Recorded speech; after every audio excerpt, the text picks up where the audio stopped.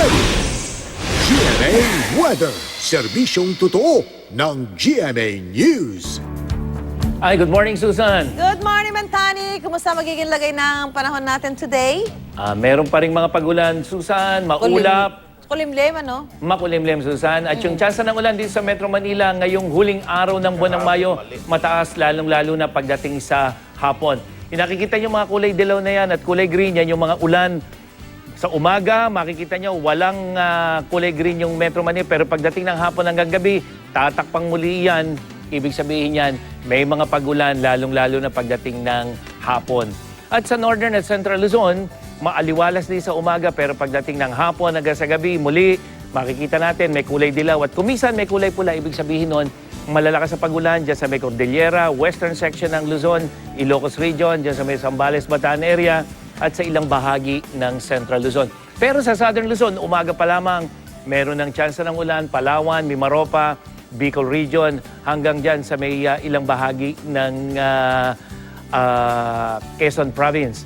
At sa Visayas naman, maaliwala sa umaga pero sa western at central section, may mga pagulan na. At sa eastern section, lalong-lalo na pagdating ng hapon, malalakas sa pagulan dyan sa may probinsya ng Samar. Sa Mindanao, maaliwalas lalo sa umaga, maliban dito sa may Zamboanga Peninsula, na kung saan posible na yung ulan umaga pa lamang. Pero pagdating po ng hapon, malalakas sa pagulan, Zamboanga Peninsula, Northern Mindanao, hanggang dyan sa may ilang bahagi ng Davao Region at dyan sa may rehiyon ng Caraga.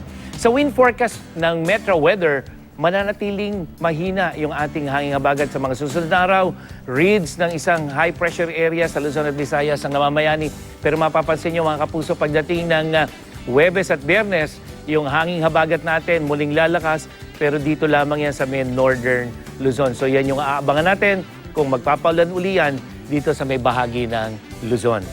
Yan ang latest mula sa GMA Weather. I-post na ang inyong mga tanong sa I Am Ready at sa aking official Facebook page gamit ang hashtag na Magtanong kay Mang Tani. Ako po si Nathaniel Cruz, magplano para sigurado. I Am Ready, serbisyong totoo ng GMA News. Maraming salamat, Mang Tani.